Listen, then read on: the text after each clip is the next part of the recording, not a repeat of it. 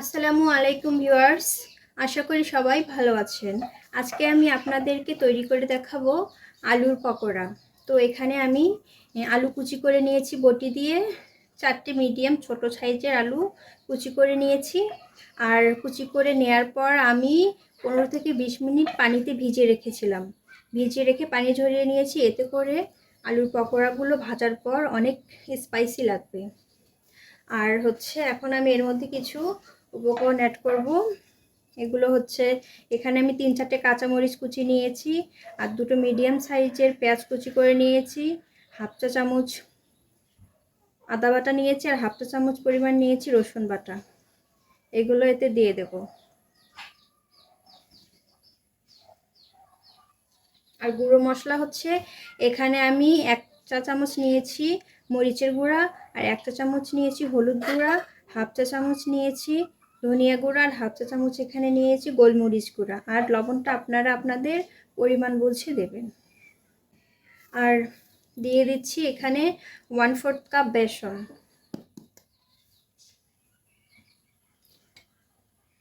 চালের গুঁড়া দিয়ে দিচ্ছি 1 টিস্পুন।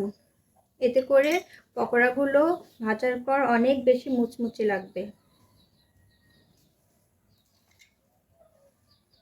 এবার অল্প অল্প করে নর্মাল পানি আমি অ্যাড করব, আর আলুর সঙ্গে এই সব উপকরণগুলো ভালোভাবে মেখে নেব।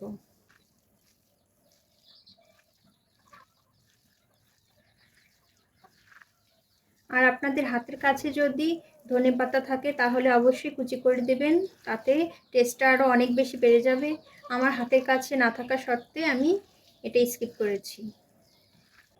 ভিউয়ার্স, আমার আলুর মধ্যে পানিটা একটু বেশি অ্যাড করা হয়ে গেছিলো, তো এই জন্য আমি এর মধ্যে আরও কিছুটা বেসন দিয়ে এই যে দেখুন এই রকমভাবে মেখে নিয়েছি। এবার এগুলো ফ্রাই করার জন্য তৈরি।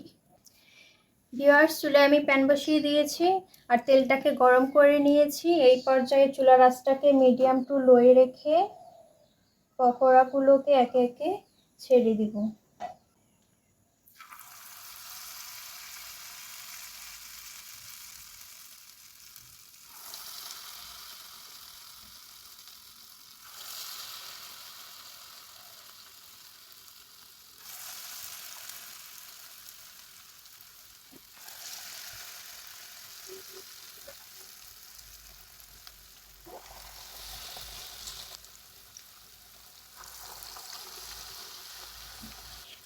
চুলার আঁচটাকে আরেকটু লো করে দেব,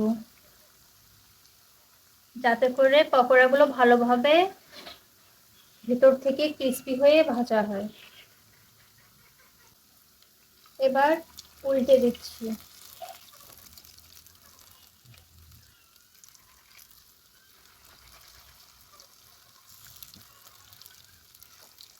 আর পকোড়াগুলোকে অবশ্যই এইরকম বেশি তেল দিয়ে ভাজতে হবে। 7 থেকে 8 মিনিট মতন আমি এই পকোড়াগুলোকে উল্টে পাল্টে ভেজে নিয়েছি। এগুলো ভাজা হয়ে গেছে। এবার এগুলো আমি একে একে নামিয়ে ফেলবো।